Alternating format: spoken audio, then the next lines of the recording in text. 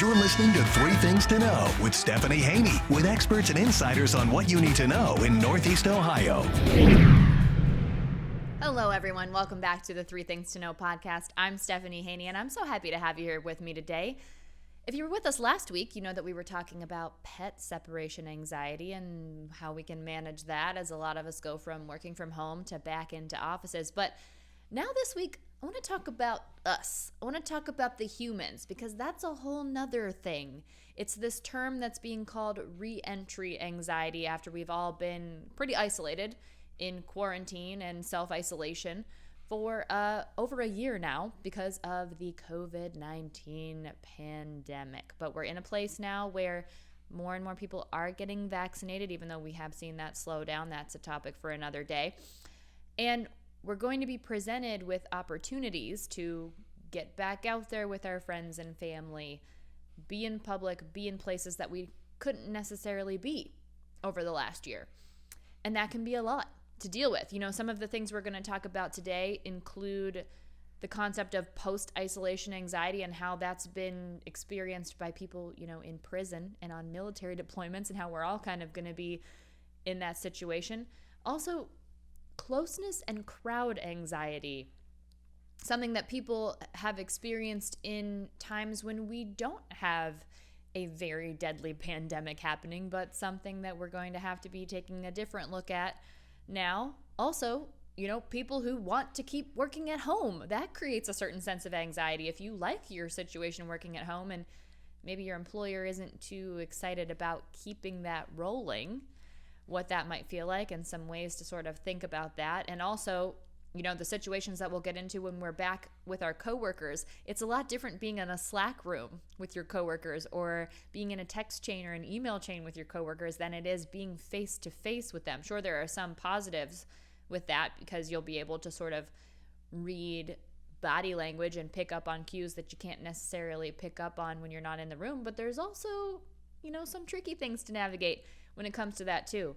And body image issues. That's something that we talked about previously. You know, the whole impact of living our lives with cameras in our faces right now and staring at our faces a lot more than we maybe otherwise have while we've been adjusting to what doing things virtually is like. Definitely a consideration. A lot of people are a little anxious about what people will think of them when they are in public, in person, with people again. And we got to figure out ways to cope with it, right? So we're bringing back someone that we've had on the podcast in the past. His name is Dr. Scott B. He's a psychologist with the Cleveland Clinic. So he'll be talking with us in just a moment here. And then by the end of this thing, we'll talk about some things to look forward to. Also, we'll give you what you need to know in NEO. And, of course, your weekly A Good Follow. That's all coming up. But first, to get us in the know on this whole re-entry anxiety situation, so we've got a starting point to talk about these other things. Let's bring in Dr. B. Dr. B, thank you so much for being back with us again on the Three Things to Know podcast. Thanks for having me back, Stephanie. You know, we're in a very different position now than we were the last time we talked. Last time we were talking all about dealing with disappointment. Now we're talking about looking forward and the world opening back up, and that is kind of right on the precipice for us here now. It sure is. That brings up a whole bunch of concerns for people. We've developed some new habits in the face of the pandemic. They're about to get challenged. They certainly have, and that's the first thing I want to talk about is how our triggers for anxiety might be different now when we look at a post-pandemic world. And, you know, some cues that in the before times, as we'll call them, might have been pleasing or comforting, a little different now, like being close with family and friends. And what do we do about that? How do we know what's a real alarm, what's a real risk, and what's not? I think it's going to be a difficult challenge for most of us. We're really going to have to practice some good communication skills because it's going to be different strokes for different folks. People are going to have different levels of comfort. I think it's really important to talk about those. I think there's some sense that, we're all dying to get back together with one another and be close and resume things as they used to be. And I think we have to do that with a bit of caution. I think there are going to be vastly different comfort levels with closeness, the way we greet one another, whether we're willing to hug, touch each other, and be close to each other, even in our workplaces. So we're going to figure this out as we go along. We don't have a lot of data on how this will work out, just as we didn't have a lot of data on how to enter the pandemic. Getting out of it will be an equal challenge. What I think is fascinating about this is, obviously, as we were preparing for our conversation today, I was doing some reading about this, and this sort of post-isolation anxiety, reentry anxiety, as it's being called, is something that is common when people return to the world after prison and after military deployments and those kinds of things. And now we're kind of all in this boat. Yeah, it's something that we do see in certain segments or in certain experiences. And I would just say that humans are creatures of habit. And they say it takes about 66 days of consecutive performance to create new habits. Once those habits are formed, they actually spin in a very deep part of our brain called the basal ganglia. And these habits help us get on in the world with a little bit less tension. While most of us did not want to become isolated, somehow we've kind of gotten used to it. People get used to military circumstances, actually kind of find ways to adjust to prison. Now, when they're asked to do something completely different, even if it has been a want to in the past, it's going to tax that part of our brain that's out of the habit. And so forming habits is always uncomfortable. And we've been out of this habit for much longer than 66 days. So getting back together is going to create some taxing of our brains.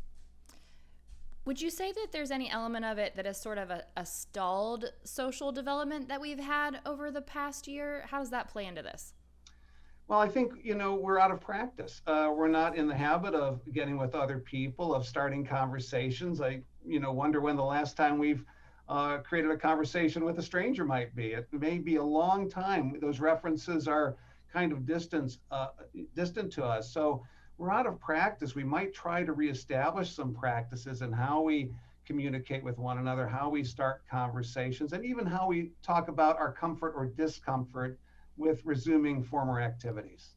Okay, let's talk about that right now, because that's a very particular piece of anxiety when it comes to the social element that people might be feeling, that closeness and that crowd anxiety. I mean, I'll be honest, the NFL draft was just here. That was weird. It was weird to see people so close, even though we know the protocols were in place, people were wearing the masks. It was strange, but like being out in restaurants with friends and, dancing in a sweaty group of people, right. That's a very particular type of anxiety. What do we do about that? I think you want to have a conversation a little bit up front before you're even in those spots. I think once you get into those spots, there can be some social pressure and people might violate their own kind of ideas or rules. So if we can have the conversation up front, here's what I'm comfortable with, here's the sort of thing that would make me uncomfortable. I was watching the draft too, and people were slapping the hands of the crowd as they were walking up the runway. It was just something we haven't seen in a long time. We haven't seen crowds like that. And I think it naturally increases a discomfort in many of us who have been trying to be very observant of the social distancing policy. So if we can talk up front, where I'd be comfortable, how I might be comfortable. If that's not for me, you have to say that with a bit of assertion and stick to it as best you can. That will be a challenge. Good communication, very important in all aspects of life. Let's turn now to another conversation that's at the forefront for a lot of people, continuing to work at home. So I want to share some recent survey results that were reported in an article by USA Today. There was a survey that was conducted by Live Career, and that survey said that 29% of working professionals say they would quit their jobs if they couldn't continue working at home. That was a survey of about 1,000 people, and more on that, 42% of the workforce have been working from home full-time during the pandemic. That's according to a Stanford University study. Now, there's obviously a difference whether you're working retail or IT or something that's a little bit easier to do from home. But along those lines, too, about 30% of people saying if they have to go back to work, they want some sort of option there. So lots of anxiety issues that sort of circle around the idea of returning back to an office. What are some things that might play out there? I think the whole experiment was fascinating. I don't think our culture would have attempted this if it were not for the pandemic, right? I mean, employers would not be really quick to encourage people to work from home. Once people did this, they found that they could manage their lives differently. And there were aspects of it that were unusual at first, but became more favorable. People found they didn't have that long, difficult commute. Maybe they were spending 2 hours a day in their cars, just on a commute. they were able to manage some aspects of their personal life during the workday rather than having to crunch it in on the weekend. And so the work-life balance shifted for people. And I think it's those folks who are going to be, resistant to going back to the way it was. They found a way to have better balance and still be productive. That's the other thing we notice, is that people really are productive working from home. There's some research that says people get more work done in less time when they're allowed to work from home. So those people have just established a new balance. They're not really interested in giving that up. Really good employees may be able to call their own shots in some ways. They may be able to find an employment situation that allows them to work from home or have that sort of balance. So those folks may be considering that option. Other people may be fearful of the pandemic, variants, being exposed, and have some reticence to going back to the way it was. I was talking to somebody who said, I kind of enjoy the chit chat in the lunchroom or the break room, but I really like work more. I think other people will be reticent to go sit in the lunchroom or use the microwave in the kitchen or the coffee machine in the way that they used to. So all of this produces a bit more tension than would have been the case before the pandemic. I'm so glad you mentioned the tension, because that's another issue that will come up with returning to the office is conflict resolution skills, because we've been working from home, we've been isolated, we're doing our own thing for the most part. If you are working from home, I can't speak for everyone, but you can kind of do your own thing, set your own schedule, as long as you're getting your stuff done. What do we do to bring back and brush up on those conflict resolution skills so we're not just rubbing everybody the wrong way since we've been used to being in our own bubbles for a year? We're probably a little rusty on some of those critical skills that come in handy in our workplace. Conflict resolution would be one of those. Of course, we know that we didn't always do such a great job in our own homes with conflict resolution during the pandemic, so it might be an additional challenge. We have to feel our way. I think we want to go slow, maybe dip our toes into the water, maybe not be too aggressive or too assertive. I think we're trying new things out, maybe again at some greater distance. We have to take some risk, and it's going to take some practice. So I try to be a little forgiving if we're not great at it initially, and also forgiving of those that we're interacting with. Since even though these have been skills that were familiar at one time, they've been unfamiliar for a long time. And like any other skill, it takes a little time to get your chops back. Mm-hmm. And of course, those are just the interpersonal issues. My podcast last week was about pet separation anxiety. That's something we're dealing with here at Studio Stephanie. And other things like childcare, for people with human children. Whole can of worms to talk about there. And that's just totally separate from the anxiety issues, or, creates anxiety in different ways. Yeah, it's interesting because as the pandemic occurred, we kind of had it just descend on us. We didn't have much anticipation. We had to make things happen on the fly, and we couldn't guess at what the outcome would really be. Now we can anticipate the change a little bit. And one thing that creates tension for a lot of people is anticipation of an unseen future. And I think those uncertainties are tough. And again, we have created greater bonds. Our pets became a little more important to us during the pandemic. The relationships in our own household became more important. And so we will have some separation, some change. There will be discomforts. I'd say, let's try not to be too frightened by them. We're very resilient critters as human beings, and we often can adjust if we give ourselves a chance. Here's another adjustment that people have seen in the pandemic, and this is also another topic that we covered previously in the podcast. Body image issues. And I want to share some information again from a New York Times article that I read in January. A person by the name of David Frederick. This is an associate professor of health psychology at Chapman University. He asked Americans how they were feeling about their body image related to the pandemic. 48% of female respondents said that it contributed to negative feelings about their weight. We've heard a lot about people gaining the COVID-19 as what has been said. And then 43% of women and 26% of men said that the COVID-19 pandemic has negatively affected how attracted they felt. So what we're dealing with here, filters on Zoom meetings, staring at our faces all day. And also, not just those things that people might deem superficial, but there are people who have had physical manifestations of COVID-19 symptoms, hair loss, tooth loss, even in some cases. A lot wrapped up there. Yeah, I mean, there could be a degradation in our appearance for all sorts of reasons. Many people delayed getting medical care. We didn't have to get dressed up every day. Put on makeup, style our hair. Maybe we only put on, dress pants or a suit like once a week. So there's all that. Then the change in what happened to our bodies physically. The average weight gain in amongst adults in the United States was actually 29 pounds. Now the median was 15-pound gain. That is, as many people gained more than 15 as gained less than 15. So we look different. We might not fit into our clothes. All this creates additional concern, additional expense. And yet we're a very visual culture. We place primacy on it. It's a lot to do with how things are marketed to us in our culture. And this produces a brand new form of anxiety and tension.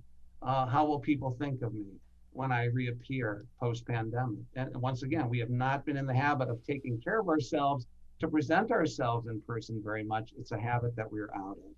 And again, I think ultimately we want to be as self-accepting as we can and not too apologetic for being as we are right now. We're going to have lots of company in that same space.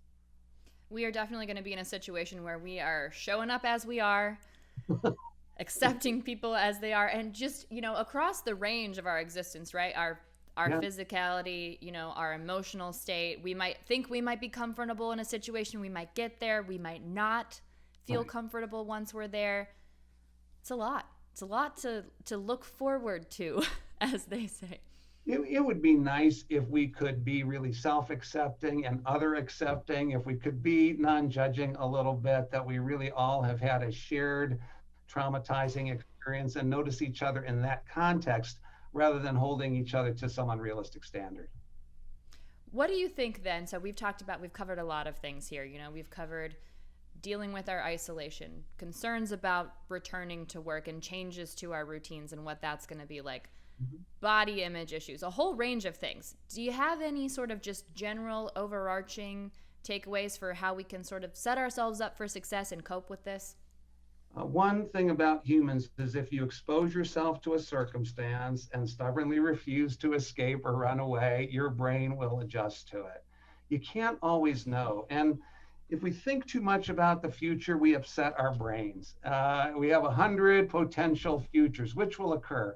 Perhaps none of them. It'll only unfold in one way. And then our brain starts to try and guess at it and then come up with a reassurance. It becomes exhausting. It's going to take a little courage. I would actually view it as courage to move forward with a sense of courage, with a personal sense of your own capacity to adapt to new things. We all did it as part of the pandemic. Hopefully this will have a few more advantages than the pandemic did for us. And I say have a belief in yourself. Encourage one another, also praise the efforts of others that are also taking those courageous steps. I'll also say this too, just from a personal standpoint. Pandemic's been great for developing boundaries. Well, that's right. I mean, we got a little more practice in that, and that's actually a very good human skill. All right. Well, thank you very much for your help on this, Dr. B. We are looking forward to it. It's coming, whether we're ready for it or not. So thanks for getting us ready to live in a post-pandemic world. Thank you so much, Stephanie.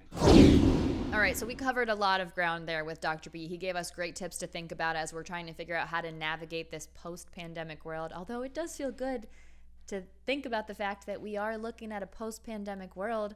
That's a positive, and I know we spend a lot of time right now focusing on the different ways anxiety might manifest itself, but what I want to talk about very quickly right now is some things to look forward to, because that's important too. I was reading this article in the New York Times, and there are some tips from Dr. Keltner. This is a professor of psychology and the director of the Social Interaction Lab at the University of California, Berkeley. I just love that there is such a thing as a social interaction lab, because humans are such interesting creatures, right? So these are cool things to study and think about, and how we all exist together. So Dr. Keltner came up with a few science-based exercises that can help us deal with this kind of reentry anxiety and also give us things to look forward to. I just want to share a couple of them. One of the suggestions, share a meal with someone. It is scientifically proven that eating a meal together with a person boosts your mood. And it can really help if you're looking for an antidote potentially for loneliness, which is something that many of us have felt in the isolation and the quarantine phases. And there are lots of ways to do that safely. You can have yourself a distant backyard hang, maybe a patio if you're comfortable with that. I know lots of indoor dining spaces are opening up now. So lots of ways to do that. Lots of ways to do that safely. Another easy thing, tell someone a joke in person. That's a good way to flex a muscle and sort of strike up a conversation. And even if it's not particularly funny, at least you made the effort there. Along those lines, striking up a conversation with a stranger, that's something that can be helpful. This could be someone maybe you pass while you're walking your dog. Lots of people love to chat about their dogs and their animals, right? Or maybe while you're in line at the grocery store, while you're still got your 6 feet distance, you could have some chit chat about the weather. I know that's very cliche, but these are the muscles that we need to be flexing. And another one of those tips, make a date for the future. Having something to look forward to is such a mood booster. And even if it's far off in the distance, it really is, at least for me, that is something that brings me a lot of joy, is having that thing on the calendar. Maybe get a countdown going if you want. Just a couple ideas. I'll have that whole article linked in the show notes, and it'll be linked on WKYC.com if you want to see some of those other science-based exercises. Again, these are not things that are being pulled out of a hat. These aren't things that I just think are good. These are things that Dr. Keltner from the University of California, Berkeley has suggested. Little exercises that you can do to sort of ease yourself back in and go at your own pace when it comes to easing back into that public world. Now let's talk about what you need to know in NEO. And this actually transcends Northeast Ohio. This is something that anyone, anywhere can take advantage of, and it's called Talkspace. So I want to talk about this because this is a platform that's a really great entry point, because when we're talking about mental health, there really is no substitute for talking to a professional, but that can be intimidating for people. Some people don't have access. Maybe you don't have insurance. Maybe you can't get somewhere if in-person service is something that you'd like. But Talkspace is a good entry point for people who are new to speaking with a mental health professional. And the way it works is, once you have connected with someone who you like as a provider on Talkspace, these are all licensed mental health professionals, so you are getting licensed care here in the mental health space. You have your own room, is what they conceptualize it as, and you can choose different ways to communicate with that person, and that room is always open. So you can send a message via text, you can send a voice message, you can send an email, for things that are longer, those kinds of things. And that room is open 24/7. So when something comes to your mind, you can leave that message for the person who is providing you with mental health care. And when they see that message, they will get back to you. So there's really no wait time. You don't necessarily have to be making notes about things you want to talk about in a session. And you don't necessarily have to make an appointment if that's something that's a little bit intimidating or not desirable to you. But if you do want to make an appointment, you can also do that. They have live sessions where you can schedule an appointment for video chats or phone calls or whatever way it is that you feel most comfortable communicating. So that's a great option for people, like I said, if you don't have insurance or you're new to the concept of therapy, you think you might need a little bit of support, Talkspace. And if you want to learn more about that, it's Talkspace.com. Again, that extends beyond Northeast Ohio. That's something that's available to everyone, multiple countries. Now that brings me to a good follow, and we are actually going across the pond for our good follow this week as well, taking it a little bit out of Northeast Ohio, but the internet is a whole vast community. So it's okay if we do that sometimes, right? So this person is on Instagram. Her name is Hannah Daisy, and she is an artist and an illustrator based in London. And her Instagram account is Make Daisy Chains. Make Daisy Chains is her Instagram account. And the reason she's a good follow is she talks a lot about occupational therapy and self-care. And she has this series that I really love.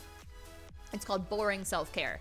And she's illustrating different ways where you can take care of yourself in ways that aren't really like grand or extravagant. It's not necessarily about treating yourself or doing something that's really extraordinary. It's the things that we just need to do to take care of ourselves. Some of the examples: went outside, took my medication as prescribed, got out of bed, brushed my teeth. And she's got illustrations that go along with these as well. And the point of this is, as we begin to re-enter the world, there's going to be a lot of FOMO for some people, fear of missing out, if you're for some reason not familiar with the term FOMO. And it's good to remember that even when we're not necessarily doing anything, so to speak, I say that with air quotes, we're really still doing a lot.